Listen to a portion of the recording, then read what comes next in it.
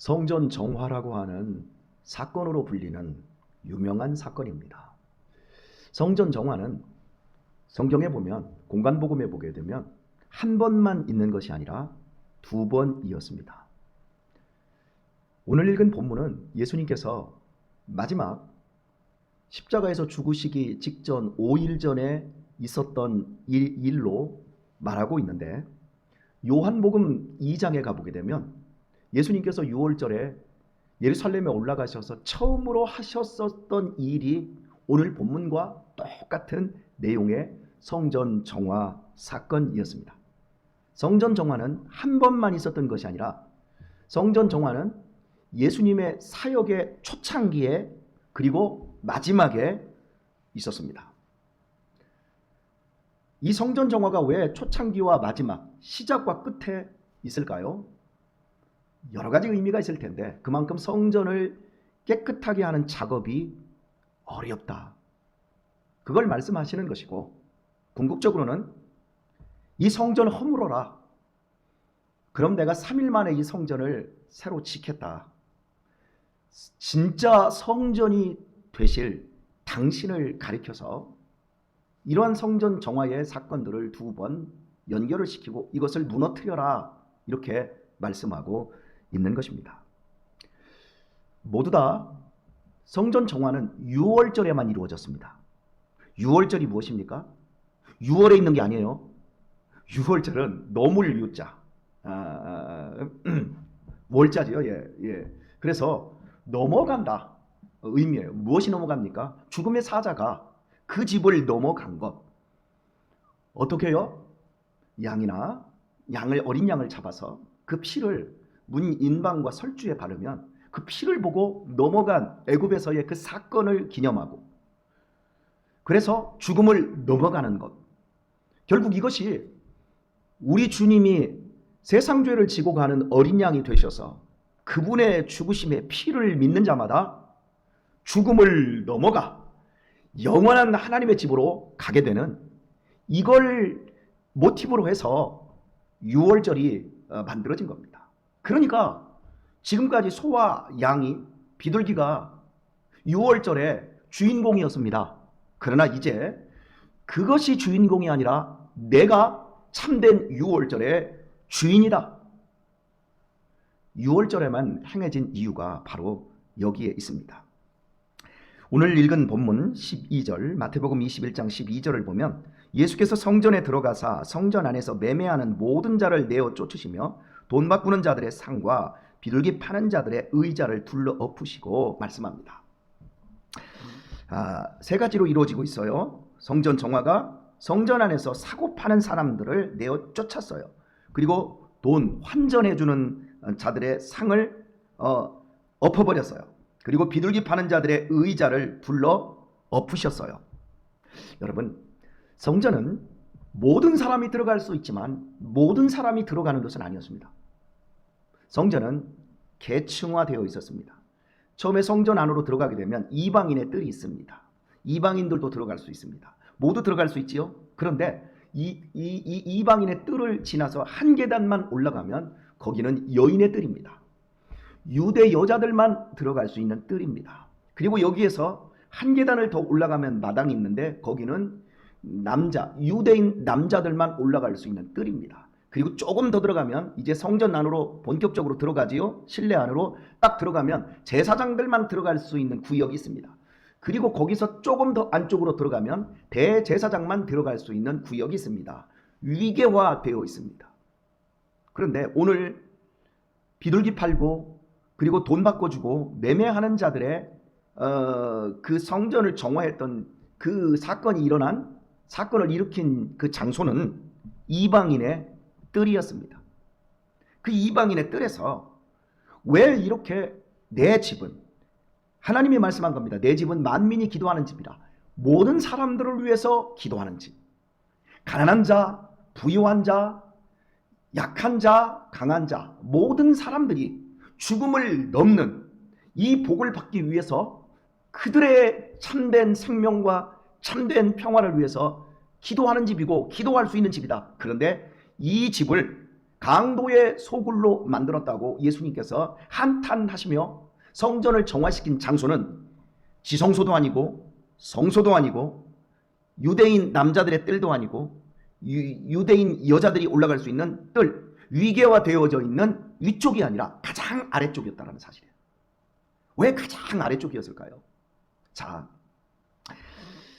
원래 이 이방인의 뜰은 디아스포라는 교포라는 의미입니다. 유대인 교포. 유대인들이 우리가 지금 바벨론 이사야서를 지금 보고 있잖아요. 바벨론 시대에 포로로 끌려가요. 그리고 전 세계에 흩어져요.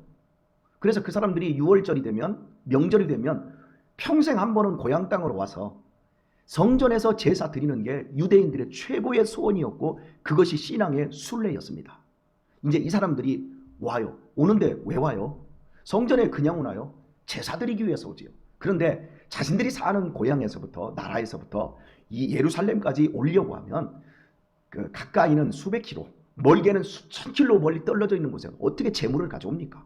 그러니까 그 재물을 미리 준비해서, 흠없고 점없는 재물을 준비해서 이걸 사가지고 들어올 수 있도록, 예루살렘에 성전이 있는 곳을 성전산인데 성전산 밑쪽으로 기드론 골짜기가 있고 기드론 골짜기 너머 쪽에 감람산이 있어요. 감람산에 시장이 열렸어요. 그 시장에서 흠없는 양이나 소나 비둘기를 사가지고 멀리서 온 이방인들이 그곳에 와서 사서 가져와서 하나님 앞에 제물을 드리고 제사를 할 수 있었어요. 그런데 이게 가만히 보니까 돈이 되니까 이 성전으로 인해서 사람들이 사고 팔고 먹고 살 수 있는 길이 있는데, 이걸 가만히 대제사장이 보니까, 예수님을 죽인 이 안나스와 가야바 이 대제사장 때 이게 가만히 보니까 이게 돈벌이가 되니까 시장을 어디다 여냐면 이방인의 뜰에다가 시장을 열어요. 그것도 제사장들에게 이권을 주고. 엄청난 장사죠. 그러니까 감람산에 형성되었던 서민들이 살던 그 시장 경제는 다 무너지겠지요. 그리고 이제 이방인의 뜰에 짐승만 가득하면 이방인들이 들어오기가 어려워지지. 자기 자리들이 자꾸 짐승들에게 빼앗기는 거지요. 자, 이렇게 되어지면서 성전이 초입부터 어떻게 바뀌고 있냐면, 이권, 거룩을 팔아서 돈을 챙기는 집단으로 바뀌어버리는 거예요. 그리고 여러분, 이 비둘기 파는 자들의 의자를 둘러 엎었다. 레위기에 보면 비둘기를 가지고, 비둘기 새끼예요. 그것도 돈 없는 가장 가난한 사람들조차도 하나님께 나와 죄사함을 받을 수 있는 길을 열으신 하나님의 섭리예요. 하나님의 그 은혜예요. 가장 가난한 자들까지. 그런데 가장 가난한 자들까지 착취하고 가난한 자들까지의 그 사람들의 호주머니를 빼앗아서 자기의 이속을 채우는 성전의 기득권 위계화된 그 집단들의 이렇게 지금 되어 있는 거예요. 그래서 이것을 하나님께서 예수님께서 바로 잡으신 거예요. 그리고 여기서 이제 돈 바꾸는 자들 있지 않습니까? 여러분, 은행이 영어로 뱅크입니다. 뱅크. BANK, 뱅크인데 이 뱅크가 어디서 나오냐면 바로 여기 돈 바꾸는 자들의 할 때 이걸 히브리어로 보면 방크예요. 방크가 뭡니까? 돈 바꿔주는 거예요. 돈놀이 하는 거예요. 그게 오늘날의 은행이 돼버린 거예요. 그럼 왜 돈을 바꿔줍니까? 여러분, 우리가 여러분이 이 교회에서 예를 들어서 여러분이 헌금을 지금 내지 않습니까? 고마운 일이고 여러분의 신앙에 정말 정숙한 표현이지요. 그런데 제가 여러분이 가지고 온 돈, 여러분이 번 돈은 더럽습니다. 세상에서 굴러먹다 먹은 그 돈 더럽습니다. 그러니까 제가 우리 교회 송탄 장로교회 헌금을 할 수 있는 우리 교회만의 돈을 만들겠습니다. 해가지고 예를 듭니다. A라는 분이 헌금을 내겠다고 하면 얼마 낼 겁니까? 그랬더니 예, 이번에 제가 11조는 한 30만 원 드리고 감사헌금은 10만 원을 하려고 합니다. 그래요? 그러면 30만 원 가져오세요. 10만 원 저한테 주세요. 제가 저 앞에서 그러는 거예요. 저한테 주세요.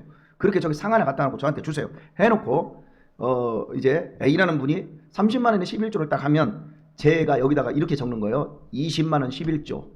그리고 30만 원을 받았으면서 20만 원짜리로 끊어주는 거예요. 그리고 10만 원을 내가 받았으면서 5만 원짜리로 끊어주고 거기에서 10만 원과 5만 원은 제가 챙겨 먹는 거예요. 그럼 이게 지금 뭐 하는 짓입니까? 헌금 안 낼 거야? 네가 지금 가져온 이 돈은 더러운 돈이야. 더러운 돈이니까 거룩한 교회에 내가 제사장인데 내가 돈을 바꿔줘야 돼. 내가 인정을 해줘야 돼. 이러면서 성전세라고 하는 걸 성전 세겔이라고 하는 돈으로 성전에서 자체적으로 돈을 만들었어요. 그래가지고 원래 그 남자들은 성전에서 반세겔씩 성전세를 내야 되는데, 한 세겔도 아니고 반세겔씩 내야 되는데, 그 반세겔이 시장 경제에서 쓰고 있는 반세겔하고 똑같아야 되잖아요. 반세겔 갖다 드리면 돼요. 그런데 이 반세겔은 사람들이 지 손으로 만지고 더러워졌으니까 성전에서 깨끗한 돈을 바꿔야 되는데 해놓고 반세겔을 갖다가 10세겔로 바꿔버리는 거예요. 그리고 그 차액을 제사장들이 다 해먹는 거예요. 여러분, 예수님이 바로잡고자 한 건 바로 이거였던 거예요. 그래서 이 왜 강도의 소굴로 만들었냐 하고 다 막 상을 때려 엎고 소들 다 몰아내시고 뭐 이렇게 하는데, 이제 소나 양도요, 이제 그 이방인의 뜰에서 이제 가져와가지고 다 팔아먹잖아요. 팔아먹는데 흠 없고 점 없는 것만 해야 되는데, 흠 없고 흠 있고 점 있는 거 다 갖다 놓고서나 이거 우리가 인정했다, 도장 땅땅 찍어주는 거예요. 그러면서 어쨌든 간 돈 버는 데에 혈안이 되어 있는 그 모습에 그 성전이 이렇게 변질되어 있었던 거예요. 자, 사랑하는 교회 여러분, 저는 이런 이야기를 합니다. 목사님들하고 얘기할 때, 우리가 헌금을 드릴 때는 한 번 기도하지만 우리 목회자들은 돈을 쓸 때는 2번 기도해야 된다. 제가 이런 얘기를 해요. 왜 그런 줄 아세요? 제가 여러분들이 헌금을 드릴 때는 주일에 한 번 딱 기도해요. 그런데 그 돈을 쓸 때 이 돈이 하나님께 드려진 아름다운 예물이고 이걸로 우리가 먹고 사는 사람들이면 이 돈을 쓸 때마다 더 가치 있고 더 바르고, 이것이 내 욕망을 위한 것으로만 써지는 것이 아니라 이것이 사람을 살리고 이것이 정말 기쁨과 행복을 증거하는 것으로 써져야 된다라고 하는 이 두려운 위기의식을 이 안에 가지고 있어야 돼요. 그래서 제가 처음부터 살아가면서 제가 전도사 때 제 아내는 은행에 다녔어요. 제가 전도사 때 50만 원의 사례비를 받았고 우리 아내는 180만 원의 사례비를 받았어요. 그때 우리 아내가 이제 하영이를 이렇게 임신했을 때, 여러분 지금 사람들은 이해 못해요. 계속 다니면 180만 원씩, 그리고 이제 조금 더 나가면 200만 원이 넘어요. 지금 180만 원 이게 가장 최저 생계비지만 지금부터 30년 전쯤에 180만 원은 큰 돈이었어요. 우리 아내 돈 잘 받는 사람이었어요. 제가 50만 원 받았으니까요. 자, 그런데 하영이 딱 하고서 이거 끊어. 우리 그냥 50만 원 가지고 살아야 돼. 목회자는 그리 살아야 돼. 돈 벌기 위해서 사는 사람이 아니야. 우리 아내도 2말을 안 해요. 딱 끊어요. 그리고 180만 원 없애버렸어요. 그리고 그 50만 원 가지고 사는 거. 지금까지 살아오면서 단 한 번도 저한테 당신은 사례비가 너무 적어, 당신은 무능해, 이 얘기를 하지 않았어요. 살았어요. 그냥 그 처음 제일 없었던, 못 받았던 다른 교회 개척하면서 17만 원을 받았어요. 17만 원을 받았을 때도 감사합니다. 감사합니다. 여러분, 돈이라고 하는 그 개념이 시장 경제 속에서 이 넉넉하다 그 개념이 아니라, 우리는 내가 사는 모든 근거가 하나님의 은혜와 거룩 속에 있어야 되는 거예요. 이거 목회자만 그런 게 아니라 우리 모든 사람들이 어떤 순간에 거룩을 선택할 것인가, 실제 이익을 선택할 것인가, 현실을 선택할 것인가, 하나님의 약속을 선택할 것인가. 그래서 하나님이, 제가 이렇게 살아왔던 그 부분들이 우리 부부가 있었기 때문에 하나님께서 우리 교회를, 제가 이번에 새롭게 알았거든요. 교회 자립위원회에서, 한국교회 교회 자립위원회에서 유일하게 우리 교회만 아무것도 없는 데서 자립했던 이유가 바로 그건 것 같아요. 제가 여러분들에게 좀 자신 있게 이야기하는 게 바로 이거예요. 없어요. 대부분 교회들이 처음에 시작할 때 딱 벌어지기 시작합니다. 그리고 저 그 고덕 신도시 같은 그런 개발 지역에서 교회를 개척해서 세워진 교회들은 많아요. 그런데 이렇게 되어서 교회가 됐던 제 시대 이런 교회 형태는 없어요. 그러니까 우리 교회가 뽑힌 거예요. 제가 그걸 보면서 이런 부분들이 있었기 때문에. 근데 제가 이런 강의를 해주는데도 이 젊은 목회자들이 이걸 이해를 못해요. 그거 너무 감상적인 거 아닙니까? 어떻게 그러고 삽니까? 그럼 제가 더 이상 말할 게 없어요. 왜? 경험을 못 해보면 그건 이해가 안 되는 거거든, 머리로. 여러분, 보이지 않는 능력이 더 크다라는 걸 여러분 인정하십니까? 하나님의 사랑과 하나님의 능력과 하나님의 은혜가 우리의 삶을 이끌고 있음을, 보호하고 있음을, 울타리가 되고 있음을 믿으십니까? 오늘 우리 자신들을 다시 한번 돌아보시면 좋을 것 같습니다. 그 청파교회에 예전에 40년 전에 그 목사님이 제가 읽었던 그 책 가운데 하나가 이런 거 있거든요. 신의 무덤이 된 교회. 그러니까 제가 한 30년 전에 읽은 책이에요. 근데 그 책을 쓰셨던 그 목사님이 당신 교회에 건축을 하신 거예요. 건축을 크게 하셨어요. 그 강남에서 건축을 크게 해놓으시고 성도들이요 집을 드리고요. 당신도 집을 드렸어요. 그리고 나서 성전 건축을 하고 나서 입당 예배 드릴 때 여러분 감격스럽겠습니까? 안 감격스럽겠습니까? 엄청 감격스럽겠죠? 그런데 이 목사님이 뭐라고 설교했냐면, 설교 제목이 뭐였냐면 이 성전을 헐라해서, 난 충격이었어요.